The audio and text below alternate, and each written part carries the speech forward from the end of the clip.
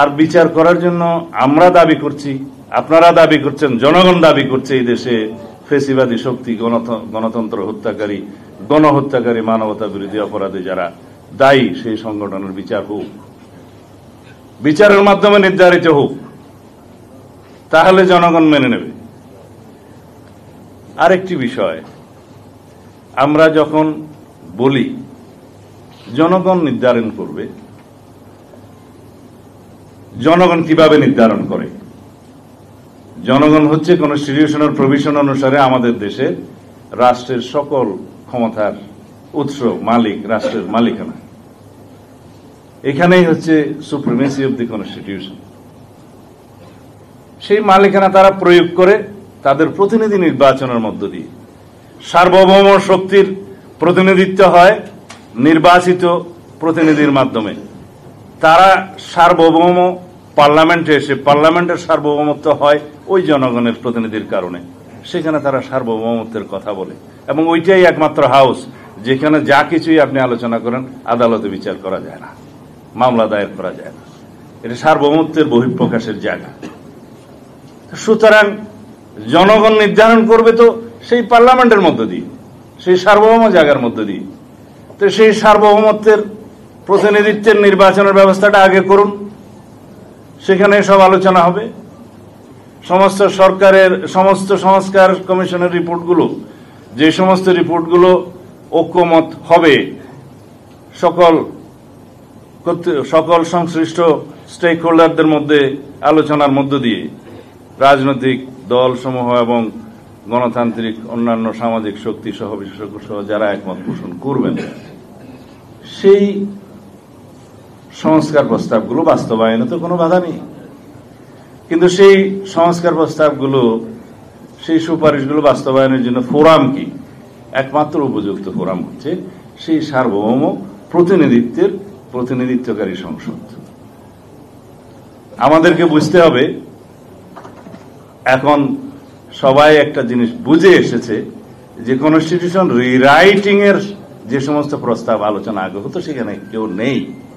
সবাই সংশোধনী প্রস্তাব দিয়েছে, বিস্তর সংশোধনী প্রস্তাব দিয়েছে। কার? বিদ্যমান কনস্টিটিউশনের। যে কনস্টিটিউশনের আর্টিকেল 106 অনুসারে আপনারা শপথ নিয়েছেন অন্তর্বর্তীকালীন সরকার, সেই সংশোধনী, সেই সংবিধানকে তো আপনাদের এগিয়ে নিয়ে যেতে হবে সংশোধনী না হওয়া পর্যন্ত। কারণ অর্ডিন্যান্সের মাধ্যমে তো আর কনস্টিটিউশন সংশোধন করা যায় না। আমরা ঐক্যমত পোষণ করব যে সমস্ত ক্ষেত্রে, অবশ্যই কিছু কিছু ক্ষেত্র থাকবে যেখানে দ্বিমত থাকতেই পারে। সেই ঐক্যমতের জায়গাগুলো আমরা ঐক্যমত পোষণ করে জাতির কাছে প্রতিশ্রুতি দিয়ে, অতীতেও এরকম নজির আছে, এবং সেই প্রতিশ্রুতিগুলো নির্বাচনে ম্যানিফেস্টোতে রিফ্লেকশন করে তারপরে আমরা একটি নির্বাচিত সংসদে যে সেটা ডিসাইড করি সবাই আলাপ আলোচনার মধ্য দিয়ে। কারণ আমাদের বিএনপি কর্তৃক গত 2023 সালে যে 31 দফা আমরা জাতির সামনে প্রস্তাব করেছিলাম, তার মধ্যে সমস্ত সংস্কার প্রস্তাব কমিশনগুলোর কথা আমরা নিজেরা বলেছি।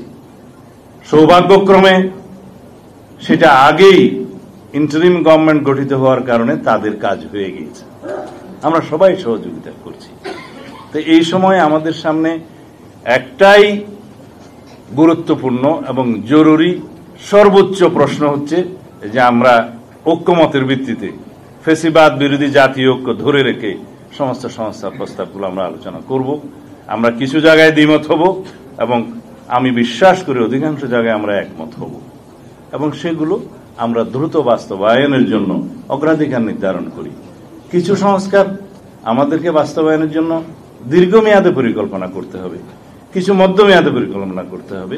কিন্তু জাতীয় সংসদ নির্বাচনের জন্য স্বল্প মেয়াদী জরুরি অগ্রাধিকার ভিত্তিক সংস্কারগুলো আমরা নির্ধারণ করে তারপরে আমরা একটা সঠিক সময়ে নির্বাচনে যাই। যে নির্বাচনের সময়টা আমরা আমাদের দলের পক্ষ থেকে বলেছি জুলাই আগস্ট হচ্ছে একটি যৌক্তিক সময়, এবং আমি এটা সবাই এটা আবেগ থেকে বলেছি যে 5ই আগস্ট হতে পারে আপনাদের সেই উপযুক্ত সময়, কারণ নির্বাচন আয়োজন করতে গেলে কত সময় লাগবে আমরা জানি।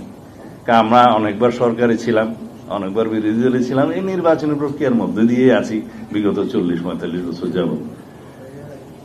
সেই জায়গা থেকে বলেছি যে নির্বাচনের জন্য প্রয়োজনীয় ভোটার তালিকা, অন্যান্য কিছু ডিলিমিটেশন এবং নির্বাচন আইনগুলোর সংস্কার, এগুলো আইনি বিষয় এবং প্রাতিষ্ঠানিক বিষয়গুলো খুব অল্প সময়ের ভিতরে সমাপ্ত করা সম্ভব। আমাদের সেই অভিজ্ঞতা আছে। সেই হিসাবে বলেছি যেই তারিখে ফেসিবাদের পতন হয়েছে, যেই তারিখে দক্ষিণ এশিয়া এবং পৃথিবীর মধ্যে একটি উল্লেখযোগ্য স্মরণীয় গণ অভ্যুত্থান হয়েছে, যেই তারিখকে মানুষ মনের মধ্যে হৃদয়ে ধারণ করে সারা জাতি, সেই তারিখকে আরো স্মরণীয় করুন এবং নিজেরাও স্মরণীয় হয়ে থাকুন 5ই আগস্ট যদি পারেন। এটা আমার প্রস্তাব না, এটা বিভিন্ন জনের মধ্যে এটা আলোচনা হয়েছে, হয়তো প্রস্তাবটা আমি দিয়েছিলাম। এখন বিষয় আসে যে এই সময়ের ভিতরে নির্বাচন হলে কারো কারো রাজনৈতিক দল গঠন করে নির্বাচনে অংশগ্রহণ করা হয়তো একটু কষ্টকর হতে পারে, আমরা জানি। কিন্তু রাজনৈতিক দল গঠন করার জন্য রাজনৈতিক প্রক্রিয়ার মধ্য দিয়ে জনগণের সামনে আবির্ভূত হওয়া উত্তম। স্বাভাবিক রাজনৈতিক প্রক্রিয়ার মধ্য দিয়ে একটি গণতান্ত্রিক রাজনৈতিক দলের যদি আত্মপ্রকাশ হয়, সেটা আমরাও স্বাগত জানাবো, জনগণও স্বাগত জানাবে।